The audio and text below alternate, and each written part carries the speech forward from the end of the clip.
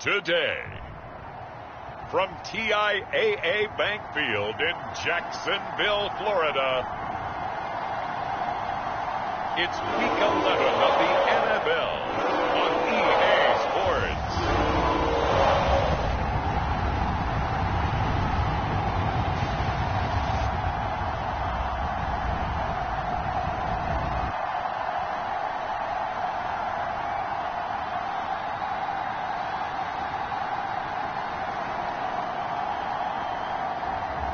It's the Jacksonville Jaguars taking on the Indianapolis Colts.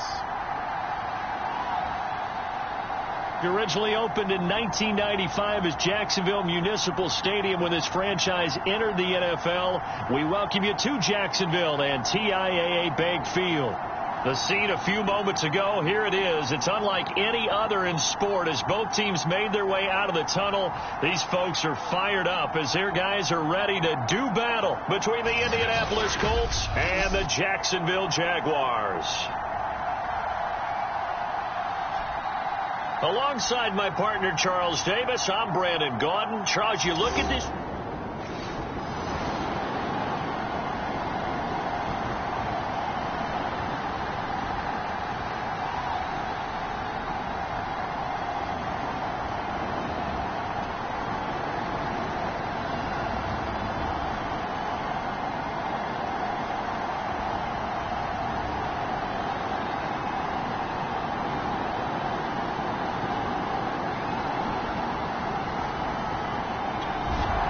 Jacksonville offense set to begin their next drive. And, Charles, if the season ended today, and it's not going to, we still have December left. More football. We're only in November. But they would be a wild card team. And that's great. They'd be in the playoffs, but you know they're trying to bump up to be one of those division leaders. That guarantees you at least one home game in the playoffs, and that's what you're really seeking. But there also isn't much margin for error for this team, right? Because right where they're sitting, a two-game losing streak can have them out of the playoffs, so they've got to make sure they continue to keep the momentum going. Absolutely. There's some sharks smelling blood in the water behind them. The last run good for 2. Here's 2nd and 8. And they'll run it. This is James Robinson. And he's taken down, but able to slip across the 35. A 14-yard first down pickup for the Jaguars. Well, there's plenty of real estate for him to maneuver on that run, and let's face it, it shouldn't be a surprise. He's one of the better backs in the league. Had to come into this game with the idea, slow him down, otherwise it's going to be a long afternoon.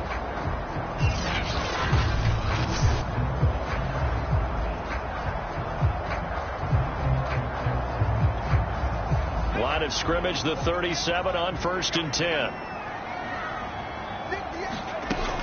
They'll run it now with Robinson. And he'll take this one for about 4 up to the 40. At the end of all that hitting and hollering, it was a 4-yard run, so the offense is going to go back there. They'll feel pretty good about themselves.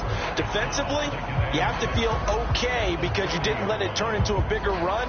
But the goal, shut it down for 2 yards or less. That's when you start to feel good about yourselves.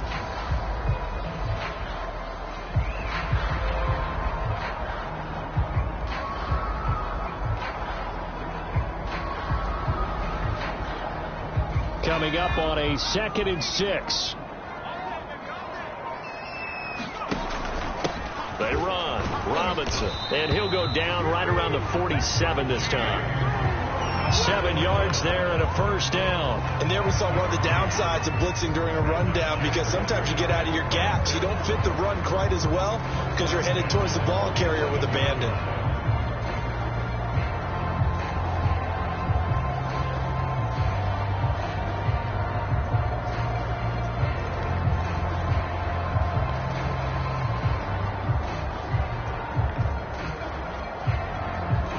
Couple of first downs on the drive already, as they'll go from the 47 now on first down. Now they'll switch it up here and look to throw. And he takes this one down almost all the way to the 30. A good pickup there at 22. Well, one of the ways the quarterbacks keep all the receivers alive in a play, never lock in on any one guy. Make sure you keep your eyes moving, scan the field, And here he finds the open guy for a nice pickup.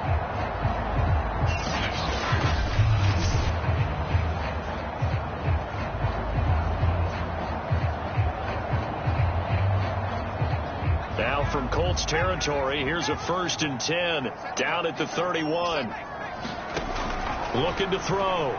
Fleming. He'll rifle this one deep right side. And this is incomplete. Oh, that looked like a sure 6 points, but he could not get that to stick, and that is a golden opportunity wasted there.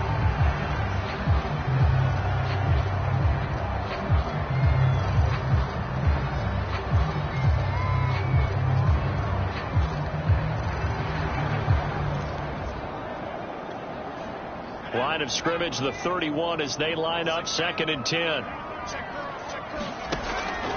Back to throw. Fleming under pressure, and down he goes. They sack him back at the 36. Grover Stewart busting through to get him for a loss of 6. You know darn well both of these teams reviewed the film and saw that this defense had 5 sacks last week. They got to keep their QB upright. And they're going to try their best to do exactly that. But they're facing a team where getting to the quarterback is a mindset. It's a mantra for them. And they play a game within the game. And you know what it is? Let's race to the quarterback and see who gets there first. Now on 3rd and long, they'll look to throw. There's Chark with a great grab. And finally down he goes as they work it inside the 10 to the 7. They're able to convert on 3rd down, and that sets up a 1st and goal. And that seemed to me to be all about trusting your receiver. No doubt about it, because when he put that ball in the air, I will guarantee you everyone who's watching this game right now thought that's up for grabs. But this is a lot of practice time. As you mentioned, a ton of trust, and he knows how good his guy is. So to him, it wasn't up for grabs. To him, it was a big play waiting to happen. Now a chance to make that big play really hurt. It's 1st and goal just outside the 5. Looking to throw. Fleming. And it's intercepted at the goal line. Picked off by Rocky Sin. And a big turnover there as his guys will get the football back. So a 1st interception thrown for him there, and that really not the best decision either. Not at all, and that's something he did not do in their victory last week.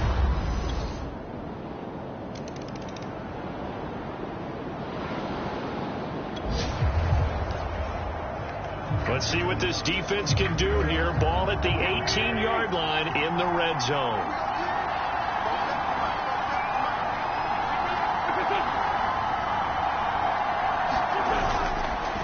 They'll run on 1st down with Marlon Mack. And he'll get him inside the 15 down to the 14-yard line. Tackled by the corner, C.J. Henderson. Following the pickup of 4, here's 2nd and 6. On the give, this is Mack. Mack gets hit and the ball is free. And he stopped after only a yard, taking it down to the 14. Could have been a costly mistake, but as it turns out, they keep possession. You can't give away these types of opportunities in the red zone. And I'm sure that was flashing through his brain as the ball escaped his hands. Fortunately for him, touchdown Colts. It's complete. Mo Alley Cox, his 1st touchdown on the year. And the Colts are an extra point away from tying up this football game. On that 3rd.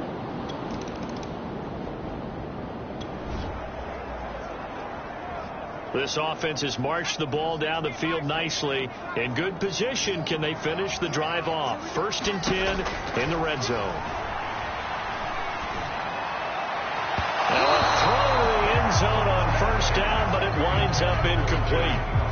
He was looking for James Robinson out of the backfield, and it's 2nd down. On the run, it's Robinson. And he can't quite get there. Tackled down at the 1. 90 yards rushing for him as he has been tough to stop here this 1st down. Some big plays in the passing game on this drive, and here's one out of the running game. So the passing game loosening things up. Now there's room to roam.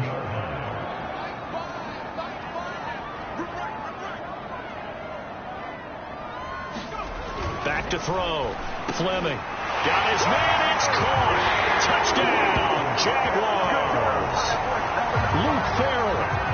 first touchdown on the year. And the Jaguars have moved out in front. A nice throw there by the second-year quarterback. And I don't believe that was the kind of play he would have made as a rookie. Because usually your rookie season... Jaguars come to the line to start their next drive. And that last drive, a long drive. But not just that, they had a great air attack going. Do they stick with that? I would think that they would, because if they were confident enough to do it on the last drive, starting backed up in their own territory, why would you change anything? They've got to be confident about what they're presenting and continue to do so. Yeah, because the secondary, they really looked clueless. And that was amazing because that drive went and went, no adjustments, and no big plays by the defense to knock the ball away. The catch and run pays off for 29 yards. So many times in my career, I've heard coaches talk about completions are one thing. But as long as we're there at the catch and we get guys on the ground, we can live with that. But if you're going to give up 10, 12, 15 yards after the catch, then your defense is going to be in a lot of trouble.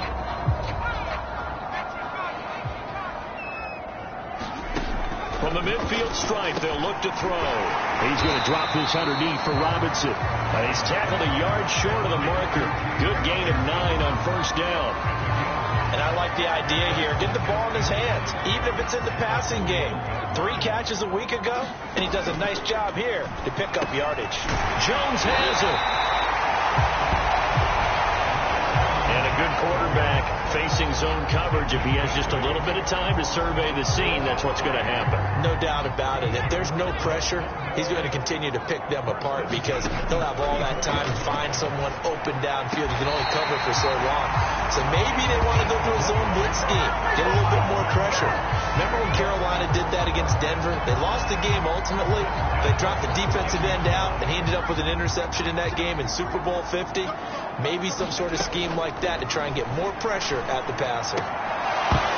To the goal line, but it's incomplete. Landry again the intended target, and now it's second down. My first thought is surprise because that's one of the better tight ends around, and I've seen him pull in balls like this before. But how about a little credit to the defense forcing that incompletion?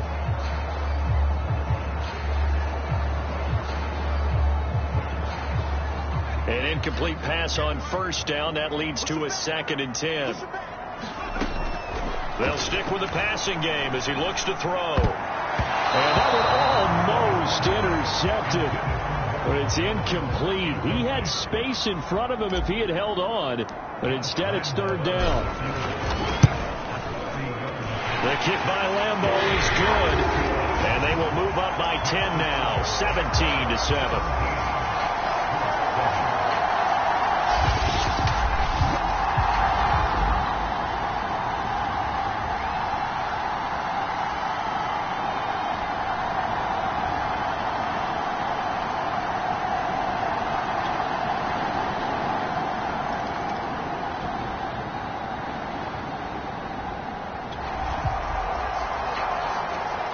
Zone situation forthcoming as this defense will need to step up here. 1st and 10. Ball at the 19.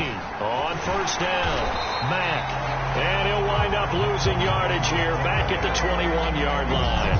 2 yards the loss, 2nd and 12. Well, that's not an easy play for a defensive end because most of his responsibility has him getting upfield and working, but how about his vision to see where the play was going, crashed down inside, and tackled him for a loss. Now they contend with a 2nd and 12 after the loss. Staying on the ground with Mack. And he's going to push his way down to about the 12. 8 yards there on the carry, and now they're left with a much more manageable 3rd and 3.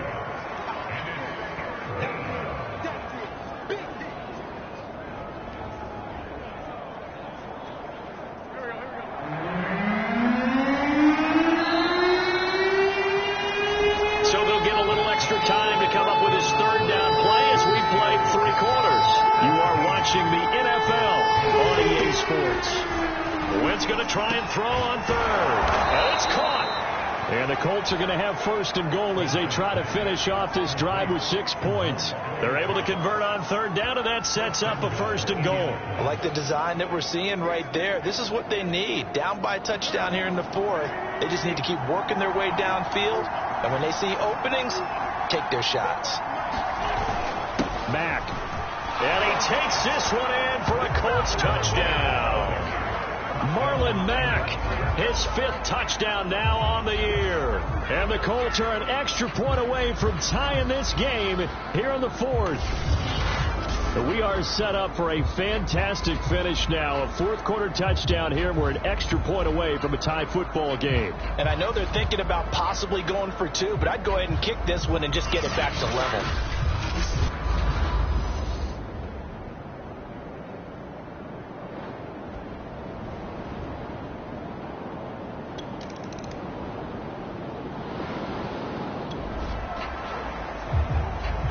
Well, this one's getting good now. 4th quarter, tie game. This defense looking for a huge third down stop. Now Wentz. Dumps this one off to Mack. And he'll go out of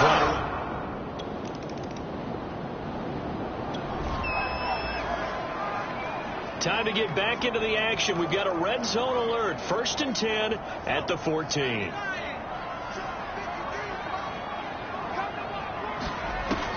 Back to throw again.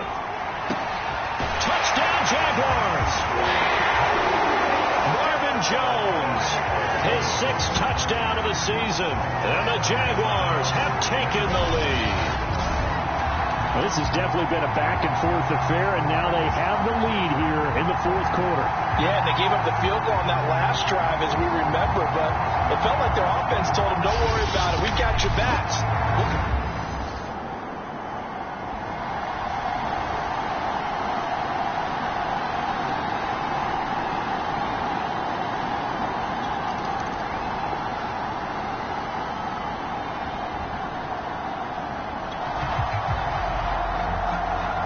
Drop you back into the action in a one-score game. This defense needs to get a stop. They need to get the ball back to their offense and get down and score. They'll buy some time right. And the stop here will come at the 38-yard line. Give them a couple on the scramble. It's 2nd down.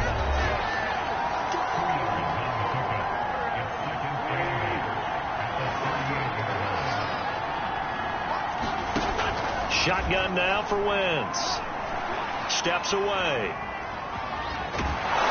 He'll be hit down at the 33, 5 yards on the play.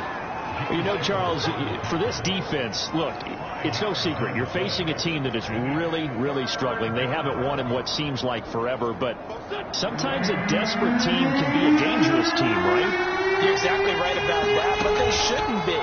When they're on that type of a losing streak, and he can't get a throw off. He's taken down. What a huge play at this point in the game.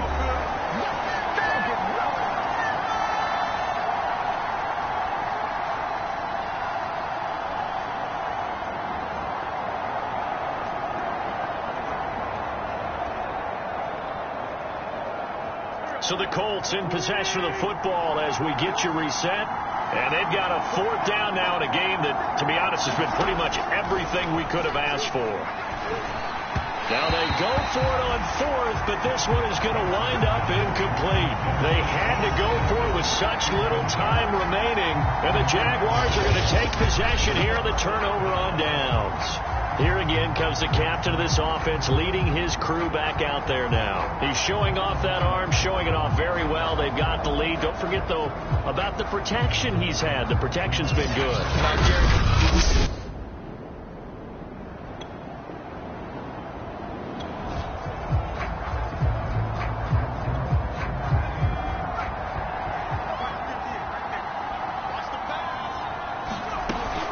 They begin the drive with Robinson. And able to break one tackle, but then quickly brought down. But a nice little gain. And now we're going to get a timeout defensively. So another stop. 1:50 left in the football game. An ideal spot here to get a first down and try to run some more clock. And this is 2nd and less than a yard.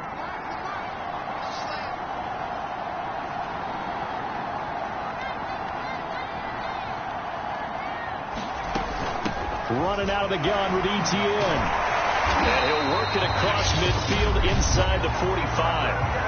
Now the Colts going to burn the second of their timeouts. And they'll be disappointed to have to burn one there after giving up the first down.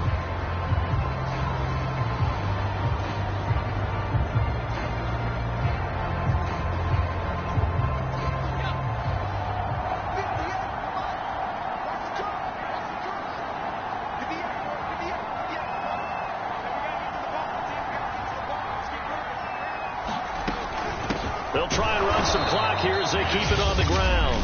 Now the Colts will use their third and final timeout as they'll talk things over prior to this upcoming second down play.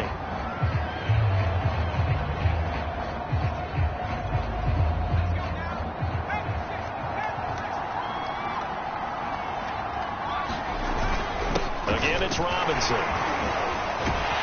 And he's taken down inside the 30. 148 yards rushing for him now as he has been tremendous all day long. Not totally home free yet, but it's looking good as they come up 1st and 10.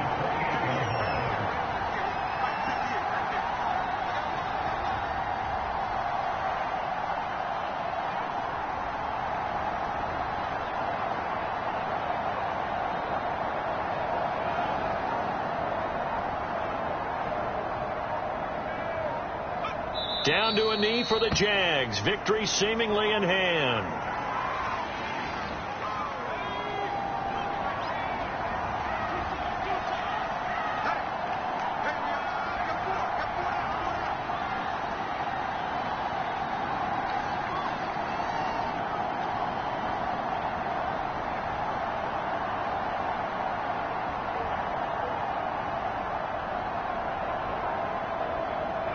Down to a knee one more time, and that should just about do it.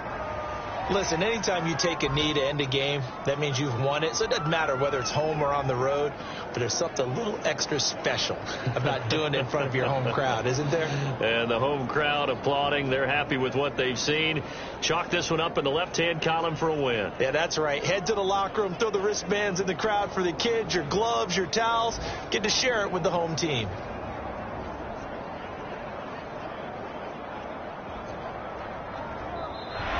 So this will be a win for Jacksonville. And we talked so much about the turnover battle determining who wins and who loses. This game, no exception. They didn't turn the ball over at all, and they go on to victory. They look like a smooth operation in this one, didn't they? Because you look at every facet of the game, they handled their business. Offense took care of the football, converted it into points. Defense took the ball away, gave it back to the offense. Special teams right there with them. That's the type of game a coach is going to really love and value. And when they show the film, they have to be careful not to give out too many kudos and kill their motivation going forward.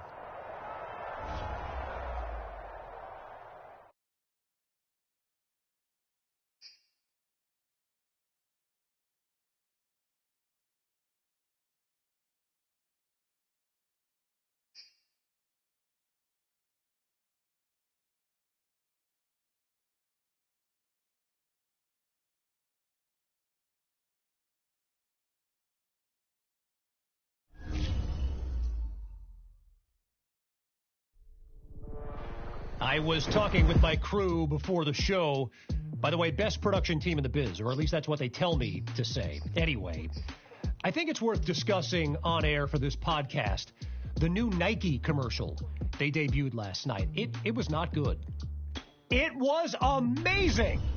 You get all these dramatic shots with NFL stars like Lamar Jackson and Russell Wilson. But get this, the final shot, they reserve it for the rookie QB from Jacksonville as he puts on his Jaguars helmet and just stares a hole through the camera. I'm talking a serious mean mug. And look at this. I'm getting goosebumps just thinking about it. Of course, some people just can't enjoy a good thing. They're saying it's too much, too soon, blah, blah, blah. But look, that's the get off my lawn crowd anyway. Now, it's not like the kid directed the commercial. He just appears in it. I mean, you tell me. I mean, how many people out there would say no to being in a Nike commercial that gets splashed across primetime TV? Anyone? Anyone? Bueller? We were talking about Nike here. Look, anyway, enough about all that.